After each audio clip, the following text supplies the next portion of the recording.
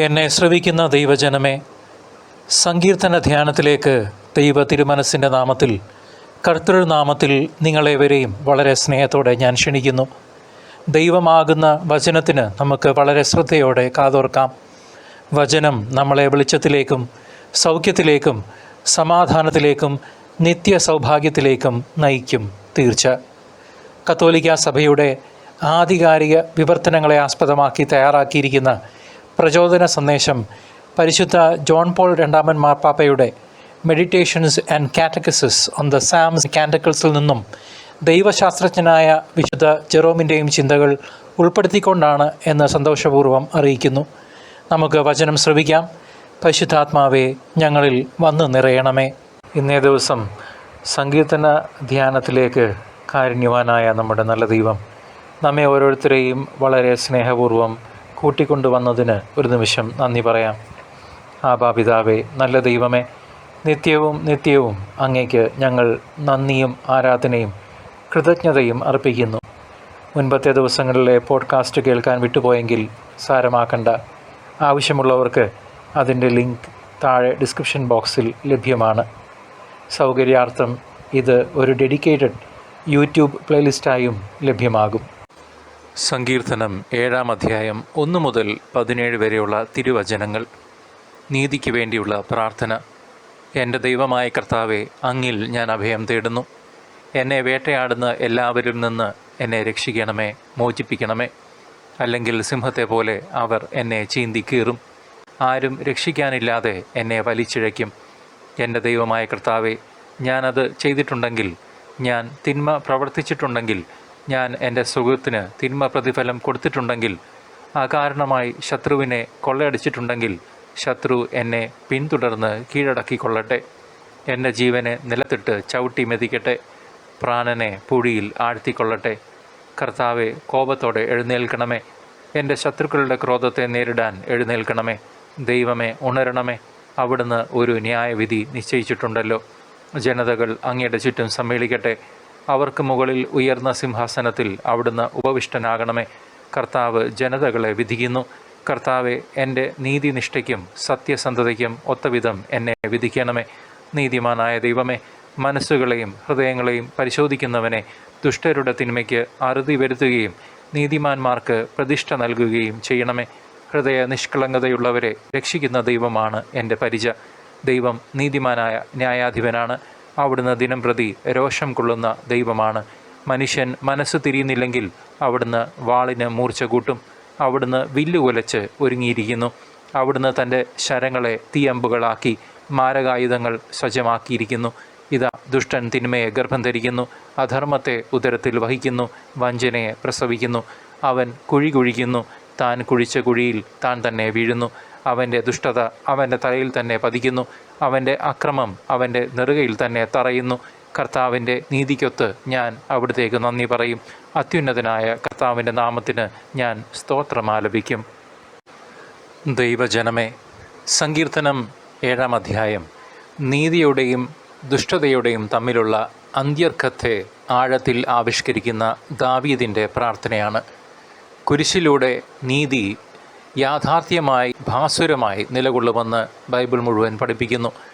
ഈ സങ്കീർത്തനത്തിൽ ദാവീദ് തൻ്റെ ആത്മബോധ്യത്തിൽ ഉറച്ചു നിന്നുകൊണ്ട് വിനയത്തോടുകൂടി ദൈവത്തിൽ അഭയം തേടുന്നു. തൻ്റെ ശത്രുക്കളുടെ അകൃത്യങ്ങളെക്കുറിച്ചും അവർ പ്രതിഫലനം ചെയ്യേണ്ട ദൈവവിധിയെക്കുറിച്ചും ദാവീദ് തുറന്ന് പറയുന്നു. ആത്മപരിശോധനയിലൂടെ താൻ തെറ്റ് ചെയ്തെങ്കിൽ ശിക്ഷ ഏറ്റെടുക്കാമെന്ന് പറയുന്ന ദാവീദ് പിന്നെ ഒരു നീതി പ്രാർത്ഥനയായി ദൈവത്തിൻ്റെ ശക്തിയും വിധിയുടെയും സവിശേഷതകൾ വ്യാഖ്യാനിക്കുന്നു. ഒടുവിൽ ദുഷ്ടൻ തൻ്റെ തിന്മയുടെ പിടിയിലാണെന്നും നീതിമാനായ ദൈവത്തെ നാം പാടി പുകഴ്ത്തുക തന്നെ വേണമെന്നും പറയുന്നു. ഇത് ഇന്നത്തെ ലോകത്തിലേക്ക്, നമ്മുടെ ചിന്തയിലേക്ക് വിഷയമായി മാറുന്നു. നീതി ചോദിക്കുന്നവനെയും കോഴ വാങ്ങുന്നവനെയും തമ്മിലുള്ള വ്യത്യാസം വളരെ വ്യക്തമാണ്. ഓരോ തെറ്റും വ്യാജങ്ങളായ പ്രചാരണങ്ങളും അനീതിയും മറക്കപ്പെടുന്നില്ലെന്ന് ഈ സങ്കീർത്തനം 7-ാം സങ്കീർത്തനം നമ്മെ പഠിപ്പിക്കുന്നു. ദാവീദ് പോലെ നമ്മൾക്കുമുണ്ടാകാം ഒരുപാട് വ്യാഖ്യാനങ്ങൾ, പരാമർശങ്ങൾ, അപേക്ഷകൾ ഒക്കെ. പക്ഷേ അവയിൽ നിന്ന് നമ്മളെ മാറ്റി നിർത്തുന്നത് നമ്മുടെ ശരീരശുദ്ധിയും മനസ്സിൻ്റെ ആഴത്തിലുള്ള ദൈവശരണവും ബോധ്യവുമാണ്. ദൈവം ഹൃദയങ്ങളെ പരിശോധിക്കുന്നവനാണ്. അതിനാൽ നമ്മുടെ പ്രവർത്തികൾ മൂലമുണ്ടാകുന്ന അനന്തരഫലങ്ങൾ കാണാതെ പോകുമ്പോഴും ദൈവത്തിൻ്റെ മുൻപിൽ നിന്നും ഒന്നും മറയുന്നില്ല എന്ന് നാം തിരിച്ചറിയണം. ഇന്നത്തെ ലോകം, ഈ കാലഘട്ടം യുദ്ധങ്ങൾക്കും ചതികൾക്കും വിധേയമാകുമ്പോഴും നീതി എന്നത് ഒരു നിശ്ചിത സത്യമാണെന്ന് ഈ വാക്കുകൾ നമ്മെ ഓർമ്മിപ്പിക്കട്ടെ. അവസാനമായി, ദുഷ്ടൻ കുഴിച്ച കുഴിയിലേക്ക് തന്നെ വീഴുന്നു എന്ന വചനം അത്യന്തം ശക്തമായ ഒരു ഓർമ്മപ്പെടുത്തലായി നമ്മെ ബോധ്യപ്പെടുത്തട്ടെ. അനീതിയിലൂടെ ഉയരങ്ങൾ കയറിയതുപോലെ തോന്നുന്ന വ്യക്തി, ആണായിക്കോട്ടെ പെണ്ണായിക്കോട്ടെ, ഒടുവിൽ അതിൻ്റെ പരിണതഫലം അനുഭവിച്ചേ മതിയാവൂ. അവനവൻ്റെ ഹൃദയനിഷ്ഠയ്ക്ക് ഉതകുന്ന പ്രതിഫലം അവനവന് തന്നെ ലഭിക്കും. ഇന്ന് പലരും ആത്മസത്യത്തിലൂന്നിയ ജീവിതം നയിക്കാൻ പേടിക്കാറുണ്ട്. മറ്റുള്ളവർ എന്തു വിചാരിക്കും, അവൻ എന്തു വിചാരിക്കും, അവൾ എന്നെപ്പറ്റി എന്ത് കരുതും, ദൈവം എന്തു വിചാരിക്കും എന്നുള്ളത് മനസ്സിലാക്കി മനുഷ്യനെ മാറ്റി നിർത്തി ദൈവത്തിന് ഒന്നാം സ്ഥാനം കൊടുത്തെങ്കിൽ മാത്രമേ നമ്മൾക്ക് മുന്നോട്ട് നമ്മളുടെ ആത്മീയയാത്ര ദൈവത്തിലേക്ക് ചെന്നെത്തുകയുള്ളൂ. ഇന്നു തന്നെ ദാവീദിൻ്റെ പ്രാർത്ഥന നമ്മോട് പറയുന്ന കാര്യം, നിനക്ക് ഒപ്പമുണ്ട് നീതിമാനായ ദൈവം എന്ന സത്യമാണ്, വസ്തുതയാണ്. അതുകൊണ്ടാണ് ദാവീദ് തൻ്റെ കഷ്ടകാലങ്ങൾക്കിടയിലും സ്തോത്രം വിളി നിർത്താഞ്ഞത്.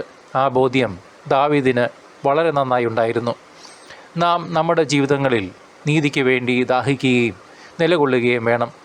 ഓരോ ഹൃദയത്തെയും ദൈവം നോക്കിക്കാണുന്നുവെന്നും സ്തുതിയും സ്തോത്രവും ദൈവത്തിന് മാത്രം നാം കരയേറ്റുമെന്നും എപ്പോഴും ഉള്ള ബോധ്യത്തോടു കൂടി ജീവിക്കാം. നമുക്ക് പ്രാർത്ഥിക്കാം. കർത്താവായ ദൈവമേ, വചനം ശ്രവിക്കുന്ന ഞങ്ങളുടെ ഓരോരുത്തരുടെയും ജീവിതങ്ങളെ അങ്ങ് അറിയുന്നല്ലോ. അവിടുന്ന് ദാനമായി നൽകിയ ഈ ജീവിതത്തെ ഞങ്ങളുടെ വിശ്വാസരാഹിത്യത്തെ പരിഗണിച്ചുകൊണ്ട് തൃപാദത്തിൽ സമർപ്പിക്കുന്നു. തിരുച്ചോരയാൽ കഴുകി പരിശുദ്ധാത്മ അഭിഷേകത്താൽ നിറയ്ക്കണമേ. ആബാ പിതാവേ, അവിടുത്തെ ഹിതം ഞങ്ങളുടെ ജീവിതങ്ങൾ വഴിയായി നിറവേറുവാൻ അവിടുത്തെ വഴിയിൽ കൂടി മാത്രം ഞങ്ങളെ നടത്തണമേ. വിശുദ്ധിയിൽ ജീവിക്കുവാനും മറ്റുള്ളവർക്ക് ക്രിസ്തു സാക്ഷ്യമായി മാറുവാനും വിശുദ്ധിയിൽ ഞങ്ങളുടെ നല്ല ഓട്ടം പൂർത്തിയാക്കുവാനും അടിയങ്ങളെ, പാപികളായ അവിടുത്തെ മക്കളെ ഒരുക്കണമേ. നിത്യം പിതാവിൻ്റെയും പുത്രൻ്റെയും പരിശുദ്ധാത്മാവിൻ്റെയും നാമത്തിൽ തന്നെ ആമേൻ. കർത്താവിനെ ഇനിയും അറിയാത്ത ഒരു വ്യക്തിക്കെങ്കിലും ഈ വചനധ്യാനം പങ്കുവയ്ക്കുമല്ലോ. ദൈവം നിങ്ങളെ സമൃദ്ധമായി അനുഗ്രഹിക്കട്ടെ.